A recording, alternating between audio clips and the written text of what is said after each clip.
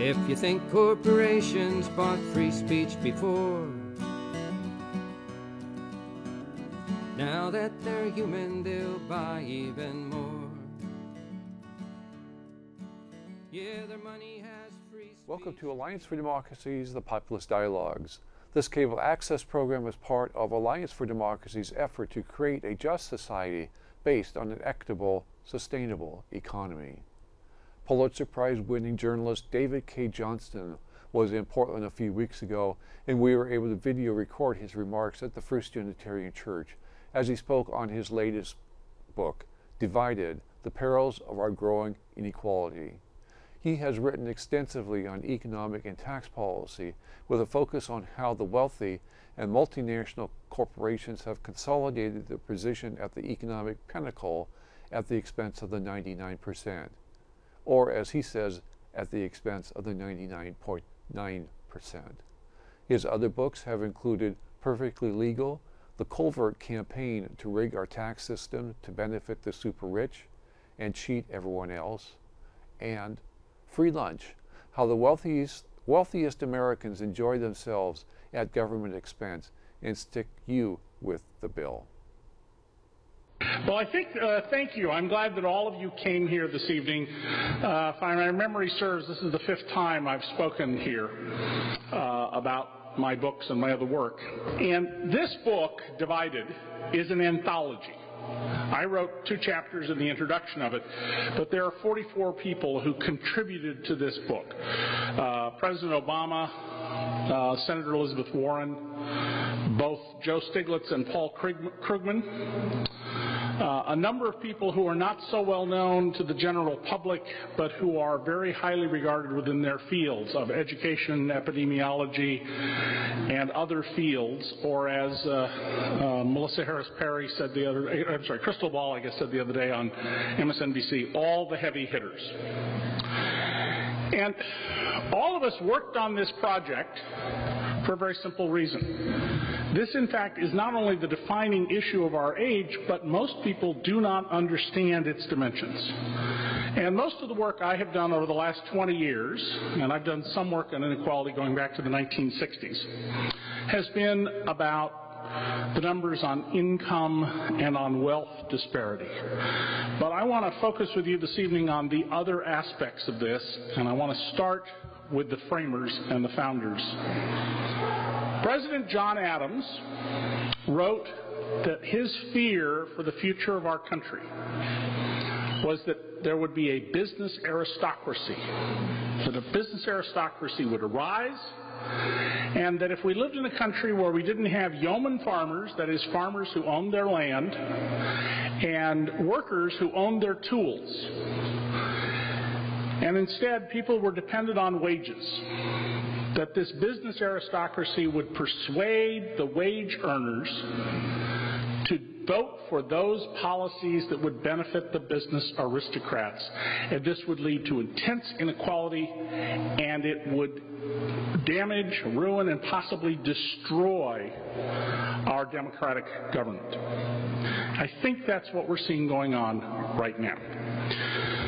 In 1792, in the very early days of the Second American Republic, it's important to keep in mind that the First American Republic failed because it had no power to tax and no power to regulate commerce. The British Navy was harrying our cod fishing fleets.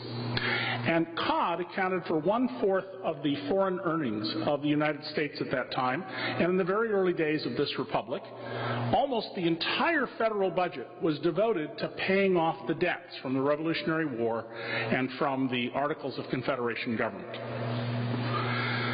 Well, rather than simply propose a subsidy law to Congress to help the cod fishing industry, Thomas Jefferson, being a man of reason and science, and therefore a man who today would be ineligible to serve as a Republican on the House Science Committee, ordered a study.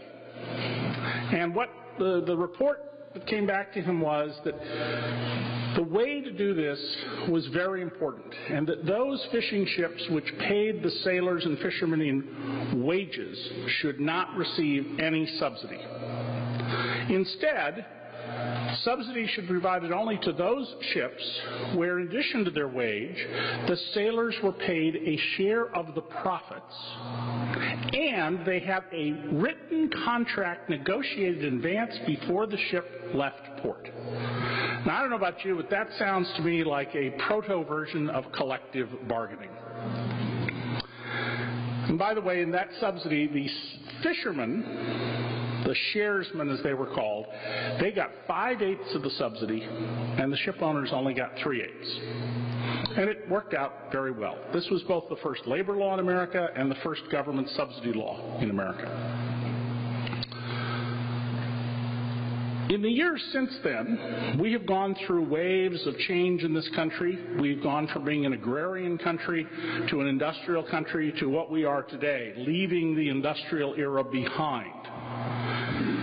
But through all of this time, certain fundamental principles have guided the country up until the last 33 years. And one of those principles has been that we want to expand both freedom and economic opportunity for more people. Unfortunately, today we are seeing an effort to deny the franchise to growing numbers of people. We are seeing attacks on the notion of unions and health care to all Americans. So, in Divided, one of the first chapters is about how we have brought back to America debtor's prison. Now, I'm curious, how many of you know that corporations now are routinely getting people arrested for being in debt? Well, I'm glad to know that many hands are up. One of the chapters comes from an investigative series by the Minneapolis Star-Tribune. It turns out that corporations have figured out, and lawyers who work in this field have figured out, that they get a court order that you owe a debt. They then arrange for a court hearing, and if you fail to show up, they get a judge to issue an arrest warrant for you because you didn't show up. And when you are arrested, and sometimes children have been standing there watching mother get dragged off in handcuffs while they're screaming and wondering what's going on, you will be held in jail until you post bond, and guess what the bond turns out to be? The amount of your debt. That's exactly right.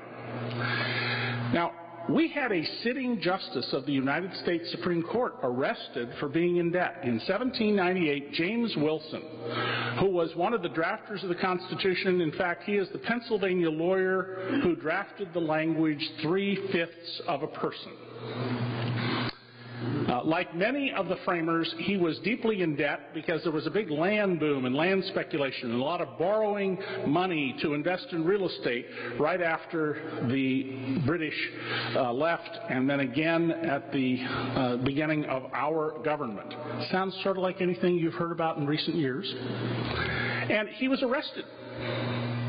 And in those days, if you were arrested, you typically were told to go to some place. You weren't really seriously locked in like we do with people now. But if you didn't have somebody to bring you food, and you didn't have a chair and a table and a bed, you just didn't have anything. And the arrest of a sitting justice of the Supreme Court, who continued to serve until he died about 2 years later, finally prompted Congress to enact a bankruptcy law. That's what it took to get our first Bankruptcy Act. Today we live in a world in which, under the 2005 bankruptcy, quote, reform law, because the newspapers all called it reform, a word newspaper reporters generally should avoid in favor of the neutral word overhaul. If you file bankruptcy, you are at risk of losing your primary home. But Congress has decided that if you own a second home, it's protected in bankruptcy. Now, what better example could we have of the myriad rules I have been digging out of the public record and writing about for the last 20 years than that specific? We protect second homes, but we don't protect your primary residence. By the way, up until 1994, Congress did protect your primary residence, and then that was taken away. Another area in this country, the one area where I'm in complete agreement with the right-wing Republicans, is the effort to get rid of food stamps. Now, there's a chapter in this book by Neil DeMause called The Georgia Hunger Games, and it is how the state of Georgia tried to make it impossible for people to get food stamps. It didn't matter that you had hungry little children who aren't responsible for their circumstances. The state of Georgia took the position you don't feed the animals, as you've heard several candidates for office say in the last few months. That we shouldn't be feeding people who are poor because, as one candidate for office said about 6 weeks ago, they just breed. Well, I want to get rid of food stamps, but I want to get rid of them because nobody needs to have food stamps. I want to get rid of food banks, which have been around now for a little over 40 years, because nobody needs them. And the answer to doing that is creating a society whose rules make sure that we have full employment. It is the policy of Congress on paper to have full employment. The act that created the Federal Reserve gives it two duties: stable currency and full employment.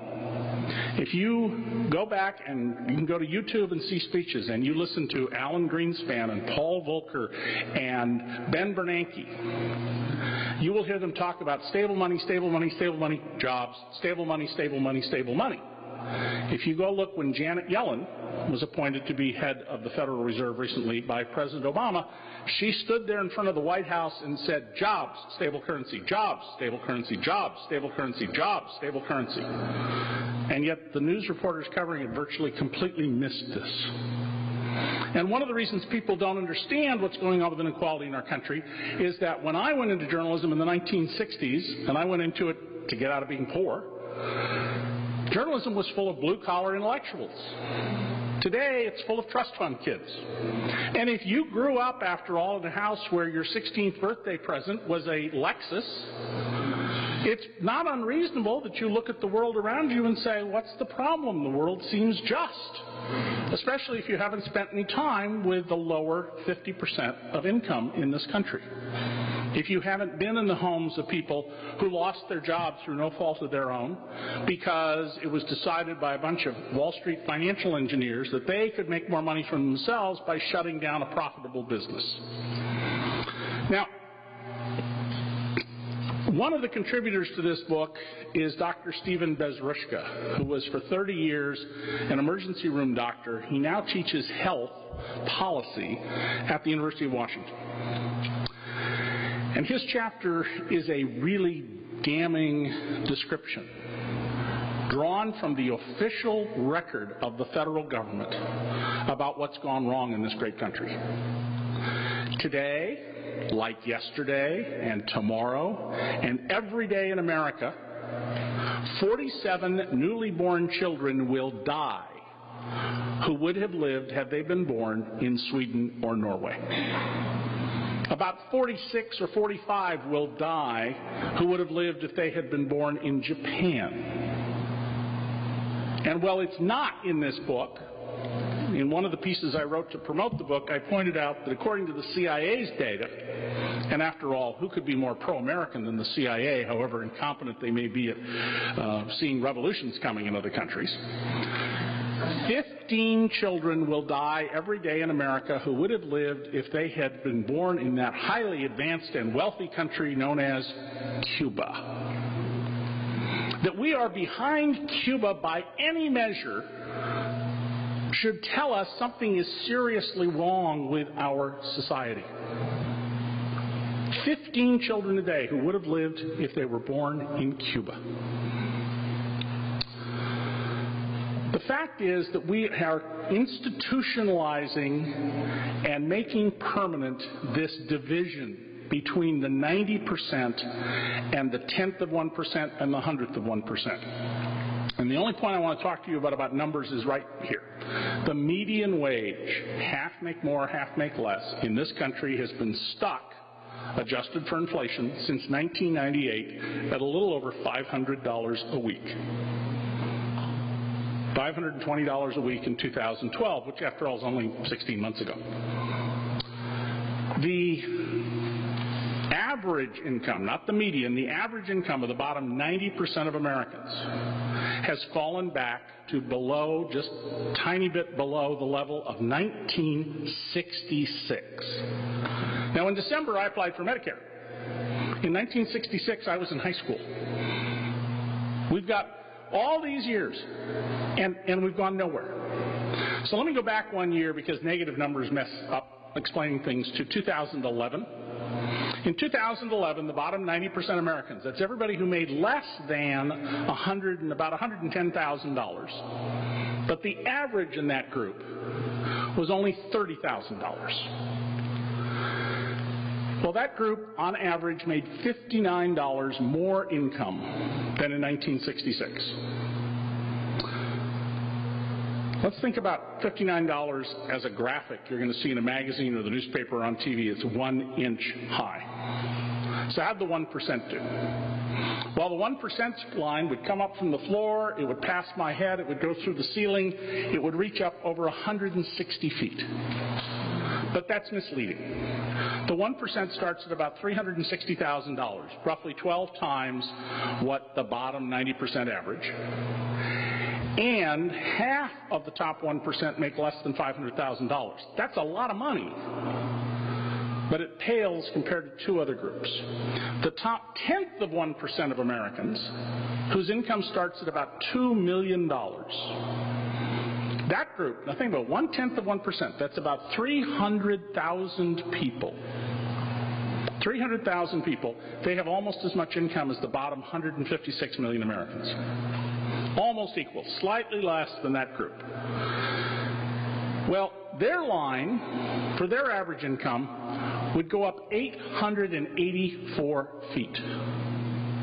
But that's still misleading about where the income is going. The 1% of the 1%, and that's the group I've tried to get Americans to focus on. You know, Occupy, for all the good things it did to put this issue on the map, they focused on the 99 and the 1. I really wish it had been the 99 and the 1% of the 1%, but that's, I acknowledge, a little nerdy. The 1% of the 1%, that's 16,000 households, it's about 31,600 people.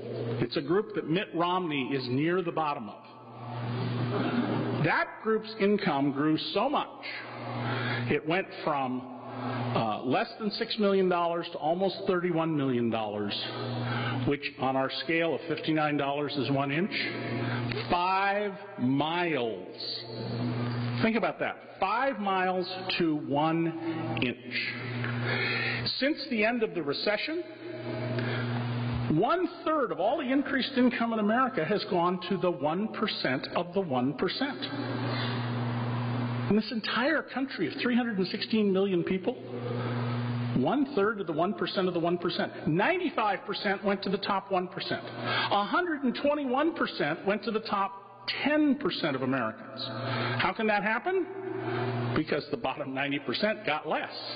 If you think of income as a pie, the bottom 90% got less pie. They're getting by on less money. So when you hear, as was on the news this afternoon, that housing is not leading the recovery and housing prices aren't growing, I've never understood why we have this policy of how expensive can we make houses instead of how inexpensive. Imagine Walmart. There's one good thing Walmart could do for America. It would go into the real estate business and say, lower housing prices. If people's incomes are falling in the bottom 90%, they can't afford more expensive houses.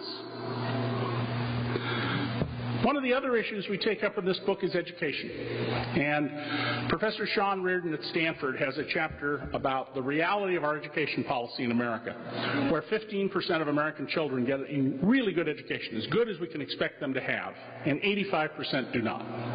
And his chapter is titled, No Rich Child Left Behind. I have 2 chapters in here about our epidemic of incarceration. We have less than 5% of the world's population, but almost 25% of the people who are locked up. And if you're convicted of a felony in many states, you for life lose your ability to vote. You lose the franchise. That's another one of the issues we explored here. And to give this some perspective, I included a section called Insights on Inequality. And I want to read you a couple of them that I think are very important. Plutarch, the Greco-Roman historian, told us more than 2,000 years ago why we should care about inequality. An imbalance between rich and poor is the oldest and most fatal ailment of all republics. Adam Smith in The Wealth of Nations. Wherever there is great prosperity, there is great inequality. For one very rich man, there must be at least 500 poor, and the affluence of the few supposes the indigence of the many. Now, I don't think we have to still have that in the modern world because of manufacturing and other things that we can do, but in fact, that is what we are creating. Many, many poor people, or what Lloyd George, a 19th century American reformer, referred to as increase of wealth and want. Adam Smith again. The disposition to admire and to almost to worship the rich and the powerful, and to despise, or at least to neglect, persons of poor and mean condition is the great and most universal cause of the corruption of our moral sentiments. The inequality that we have is not natural. It is created by government policy. And I put together this book, and I did this for a magazine article. I mean, my agent literally called me and asked if I had gone insane to undertake a book for nothing. And I said, you know, we need to get people to understand what's happening here and all the forces behind it, how the way we are affecting family structure, how our policy, unlike our competitors, of saying working mothers have to go back to work just a couple of weeks after their babies are born so they don't get the level of nurturing that we know leads to productive, emotionally secure adults. The way we don't provide universal health care when all of our competitors do. All of those things need to be explained to people so they can understand what's going on and they can get away from the slogans and the smart aleck remarks that are being sold to us by places like Fox News.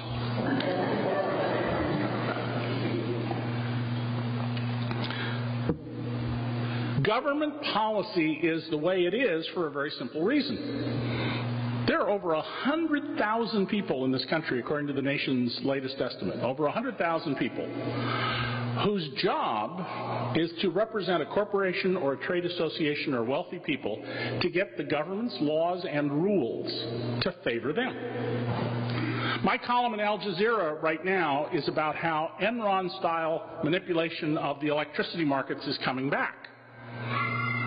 People on Wall Street have figured out a new way to jack up electricity prices, and they're doing it in New England, and it's going to come everywhere else in the country if it's not stopped. All it takes in many cases to shift a large amount of money is a little tiny rule change. Just a little tiny rule change.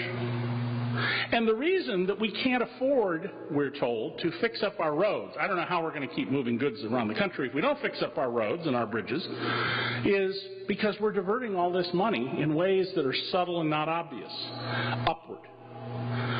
We are taking from the many to give to the few. That's why the many are going like this and the few are going here. And the few who are benefiting from this, they'll do just fine because they're operating at a global level. So if Americans can't buy their products, or as many as they would like, that's okay. You develop China as a market. You develop other places as a market. This Trans-Pacific Partnership that David Delk mentioned, it's not a free trade agreement. There is no such thing as free trade. Trade is a good thing to have. You want to have trade. You want to have commerce. But this is designed to insulate the currently wealthy and their property from market forces and new competitors.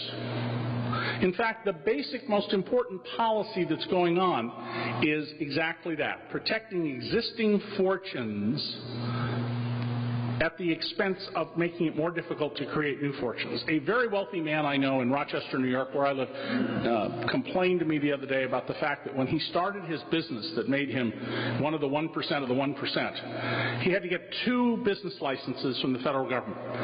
And he's in an aspect of the oil business, and he had, from the time people bought his product until he had to pay the tax money over to the government, 90 days. And that cash flow, he said, is what allowed him to prosper and end up running a very big company he sold for a tremendous fortune.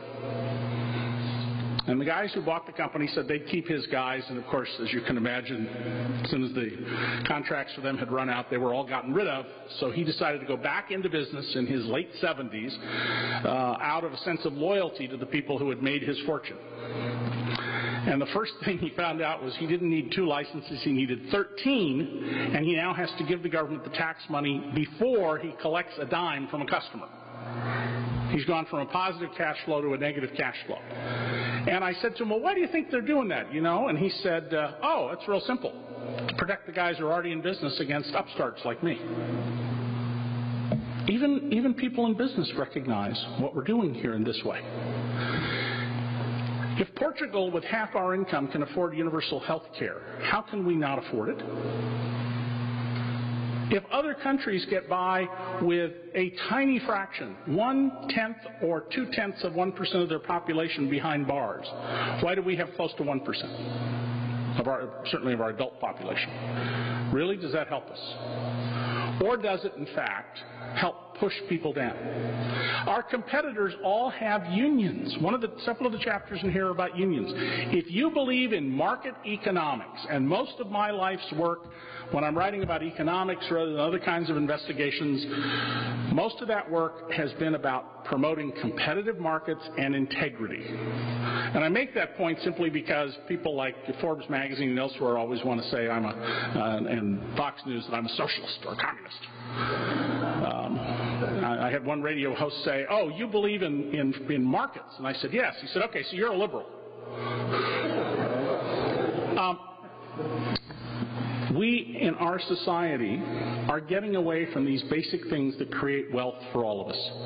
We're giving massive gifts of money to individual corporations instead of fixing up the roads that all of us use so we can all take advantage of those things. We have been viewing an edited video recording of a presentation by Pulitzer Prize-winning journalist David Cay Johnston, editor of his latest book, Divided: The Perils of Our Growing Inequality, when he was at the First Unitarian Church in May of this year. Populist Dialogues is a project of the Portland Alliance for Democracy. Learn more about us at afd-pdx.org and about our national organization at thealliancefordemocracy.org. Thank you to Roger Bates and Janet Morris and Melissa Hayes for their volunteer time getting us on the air, and to all of you for watching, thank you. I hope we will see you again in 2 weeks. Bye. If you think corporations bought free speech before, now that they're human, they'll buy even more. Yeah, their money has free speech, to me quite a shock, 'cause I never heard my money talk. When a corporation has a colonoscopy, then I'll believe they're human like me.